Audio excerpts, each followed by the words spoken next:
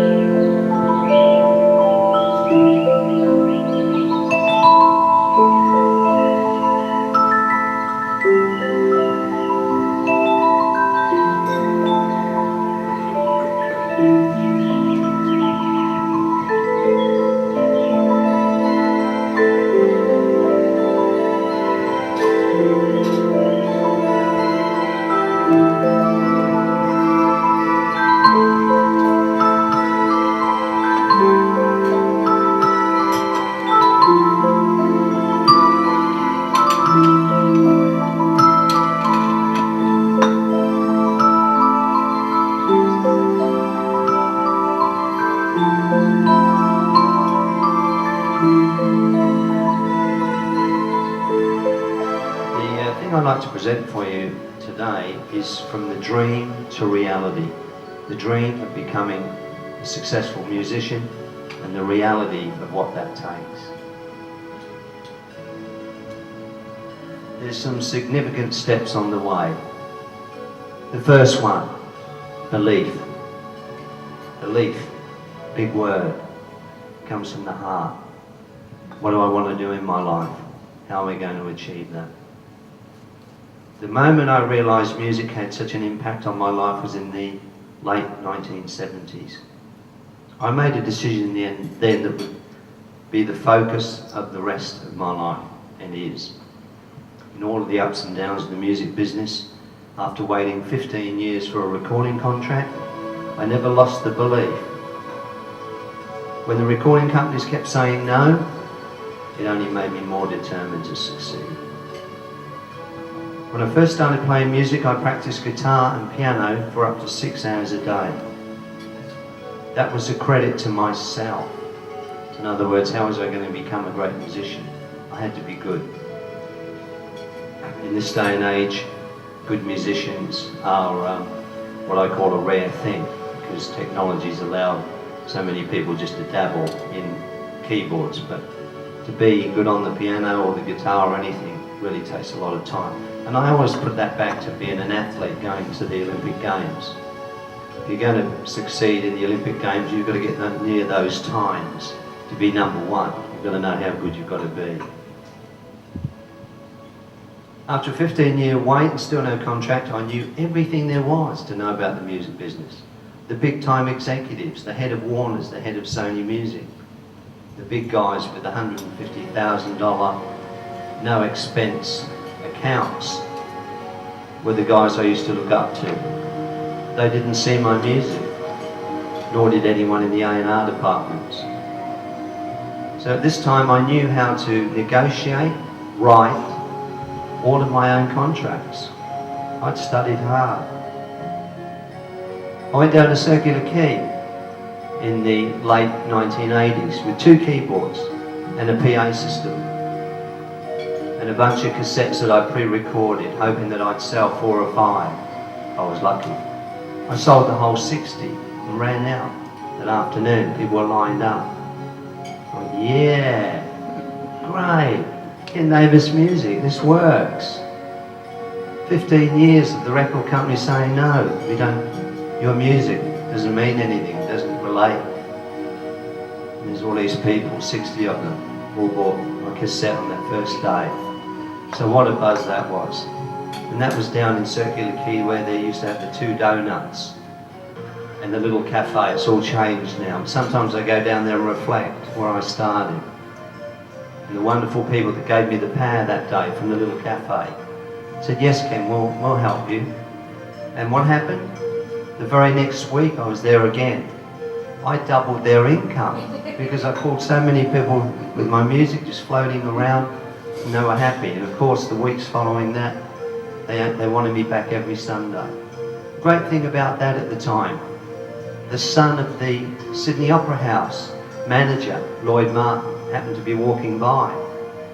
Said, "This music, Ken, is fantastic. What are you doing playing in the streets? You should be playing in the Opera House."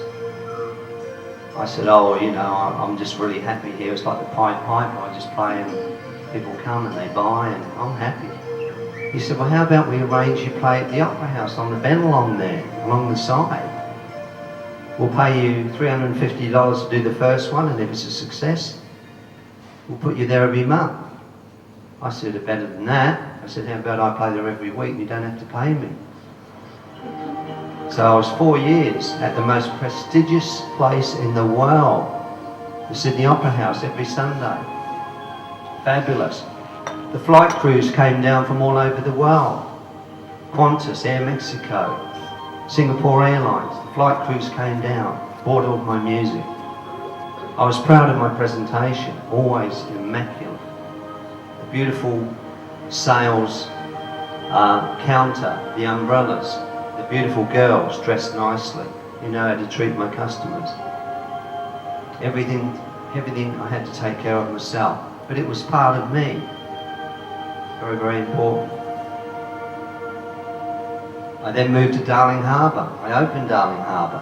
First live show at Darling Harbour was Ken Davis, under the Dolphins. Remember that area? Right in the middle there. They changed. It's such a shame. In today's world, they changed so many things and alleviate so much good.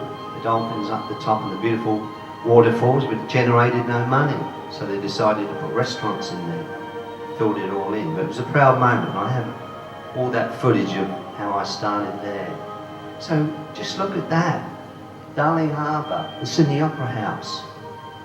And then Penrith Mall, up to Gosford, over to Melbourne, Expo 88 up in Brisbane, and the Gold Coast in that time.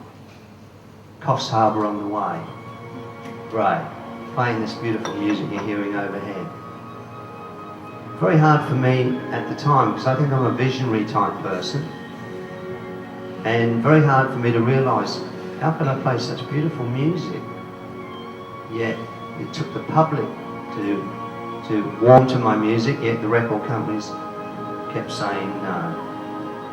In the end, I didn't even bother about that because I was making more income than the head of the record companies.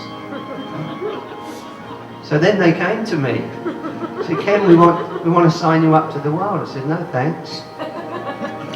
I'm very happy with the way things are going. I run my own business, I'm my own success. I don't have to worry about the music getting on the radio or whatever. I just go out there and play like the Pied Piper to everyone." Very, very proud I was.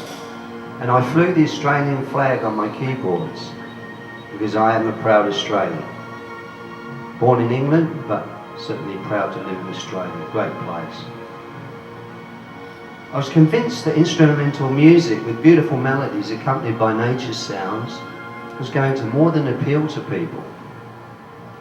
It was going to help them cope with the pressures of today, the stress, the anxiety of today's modern living. Incredible stress on everyone, including me. I'm not void of that. You know, most people say, "Oh, you're so relaxed." And I've got my things just like everybody else. I run a big international business. I have staff. I have problems the same as you and everybody else. But when I listen to this, my beautiful music and other music as well, I'm very happy that God gave me this beautiful gift to bring to the world. And bring some beauty and harmony and love to the world. A very difficult world. We all know how the world's changed in the last 10 years. From one that I thought was going to be this sort of world, a utopian world, to one of terror, pain, and we're all victims of part of that. And I'm sad. I'm sad. I thought in my lifetime that I'd see this wonderful new world emerge where people were so happy and well-spirited and helped the rest of the world, and we helped everybody else. That's the world I want to live in. As I get a little older, I get concerned that I won't see that. because every day on the television I'm bombarded by such negativity and terror that the world represents today.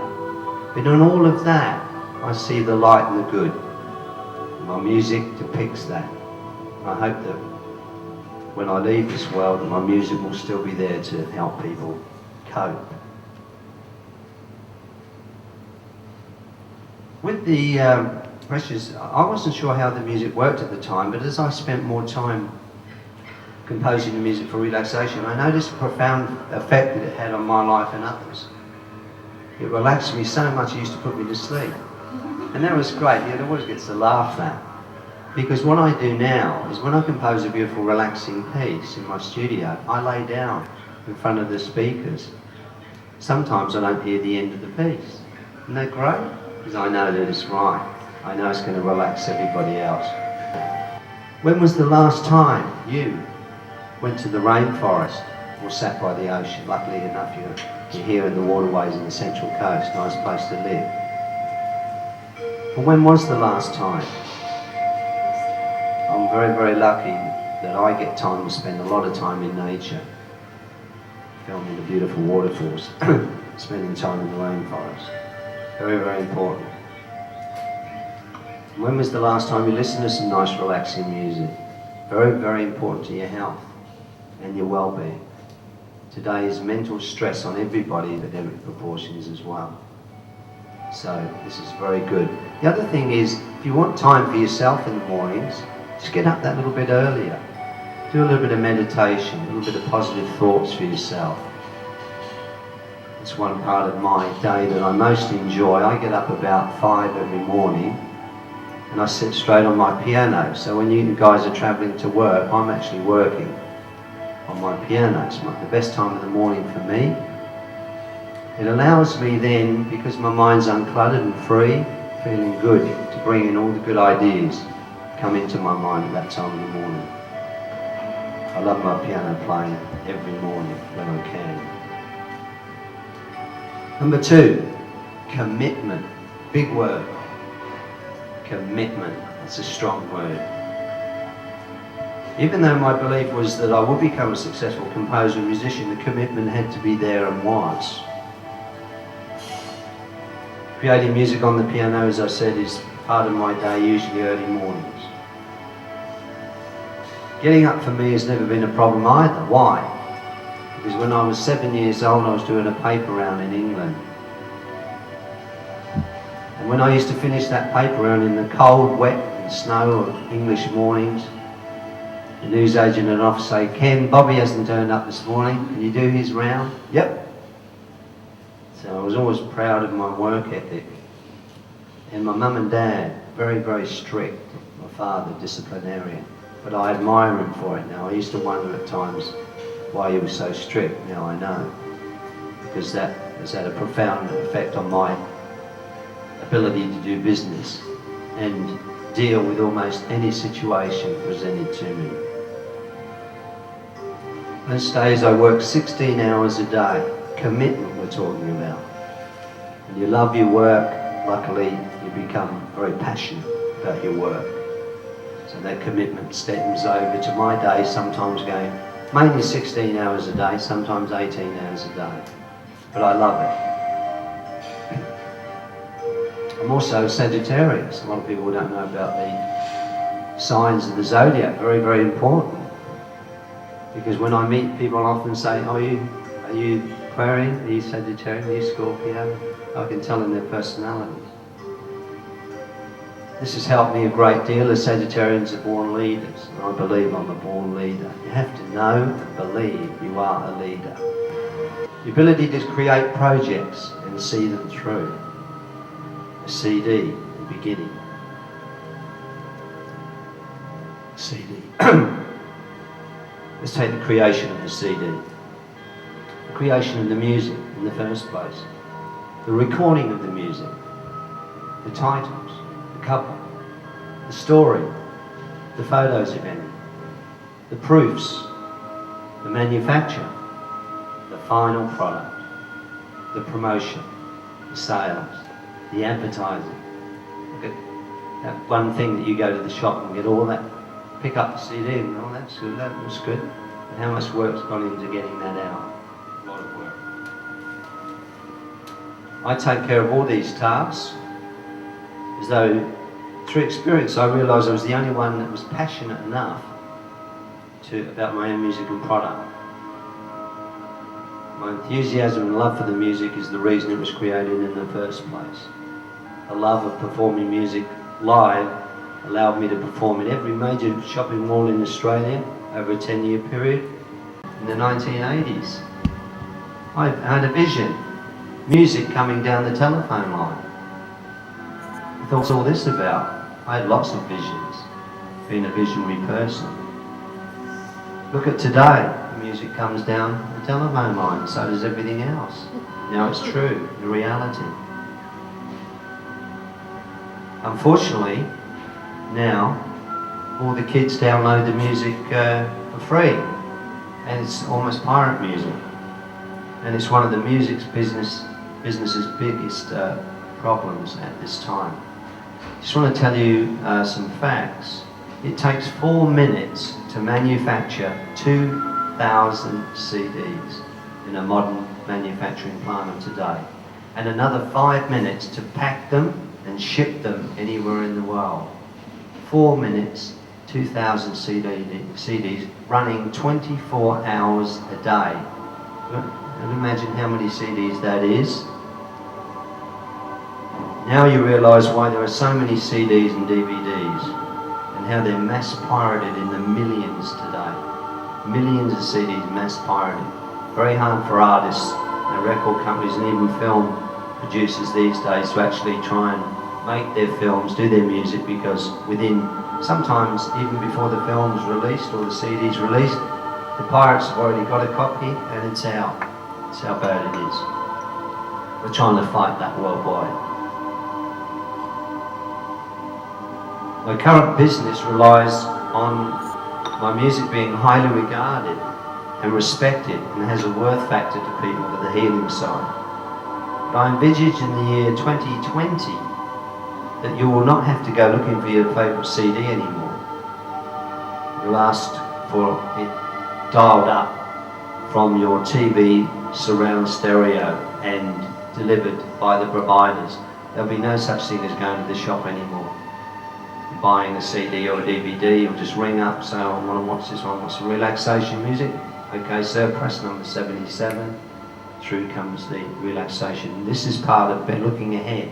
So I see that, realise that I've got X amount of time to keep going, and I need X amount of time to change and diversify. Change and diversify.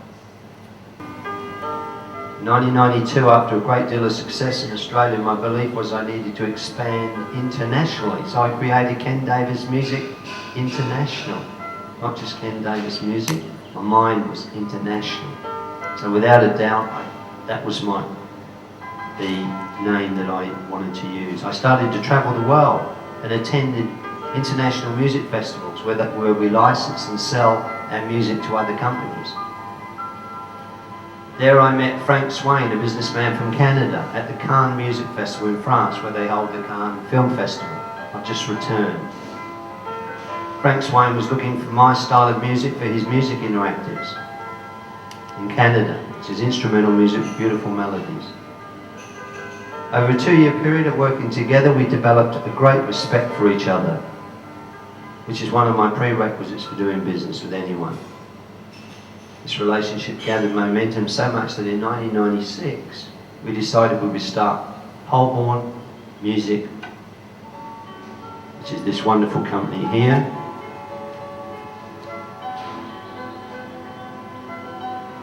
With our listening stations. In closing, I'd like to thank President Amroll for inviting me to speak at Co-Central Swap today, and I hope I've inspired a number of you members and guests today to go for it, because that's what it takes. Swap has been a very good networking for me, as previously, before joining Swap in 1996, I was always surrounded with jealous people, very jealous of that success.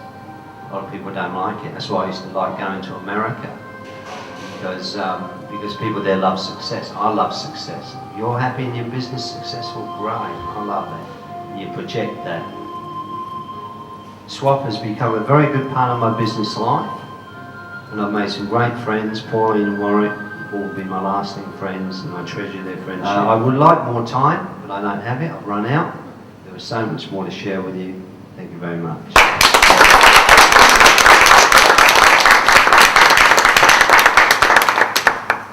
Ken, as a token of our appreciation, we'd like to give you a small gift, but particularly we'd like to thank you. It was a real privilege to listen to you and to hear what you have to say and to encourage each of us, so we thank you for that. And particularly I think you talk about from dream to reality. That really was the dreaming that came alive, and that was a true privilege, and I think we're inspired by the music, and we encourage you in your further endeavours. Even though you're already massive, we encourage you to continue. Thank you very much.